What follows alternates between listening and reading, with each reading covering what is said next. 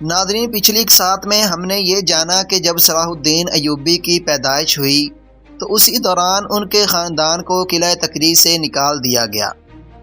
اب ہم یہ ذکر کریں گے کہ معزولی کے بعد ایوبی خاندان کو کس نے پناہ دی اور صلاح الدین ایوبی کی ابتدائی تعلیم اور ان کے بارے میں ایک عیسائی راہب کی پیشن گوئی کیا تھی۔ ناظرین، نجم الدین ایوب اور ان کا چھوٹا بھائی اسد الدین شیرکو یہ سوچ رہے تھے کہ اب وہ کہاں جائیں گے اور ان کو کون پناہ دے گا۔ اسی دوران نجم الدین ایوب کے ذہن میں 6 سال پرانا واقعہ آتا ہے کہ جب اس نے سلطان عماد الدین زنگی اور اس کے لشکر کو دشمن کے بچاؤ سے قلعہ تکریت میں پناہ دی تھی اور جاتے وقت عماد الدین زنگی نے کہا تھا کہ میں تمہارا احسان کبھی نہیں بھولوں گا۔ اسی خوش فہمی میں ایوبی خاندان نے سامان سفر باندھا اور سلطان عماد الدین زنگی کے دروازے پر دستک دی۔ ان کے وہم و گمان میں بھی نہ تھا کہ عماد الدین زنگی ان کو اتنا پرزور خوش آمدید کہے گا، اور اس نے قرآن کریم کی یہ آیت کریمہ پڑھتے ہوئے کہ احسان کا بدلہ احسان کے سوا کچھ نہیں ہے، ان کو اپنے مقرب داروں میں شامل کر دیا۔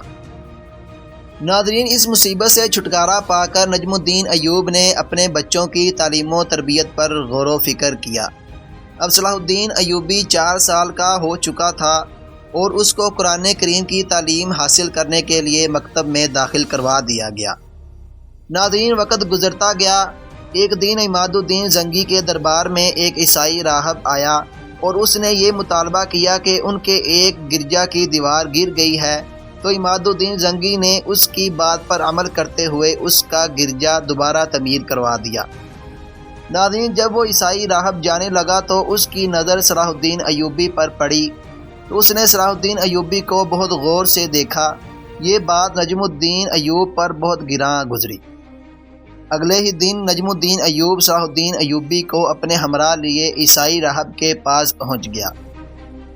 وہ عیسائی راہب بہت نیک تھا، اسی وجہ سے اس پر کبھی کبھی قدرت کے راز فاش ہو جایا کرتے تھے۔ اس نے کہا کہ میں اس بچے کے چہرے پر ایسی روشنی دیکھ رہا ہوں جو عظیم و شان بادشاہوں کے چہرے پر ہوا کرتی ہے۔ ایسے بچے خدا 100 سال میں ایک دفعہ بھیجتا ہے۔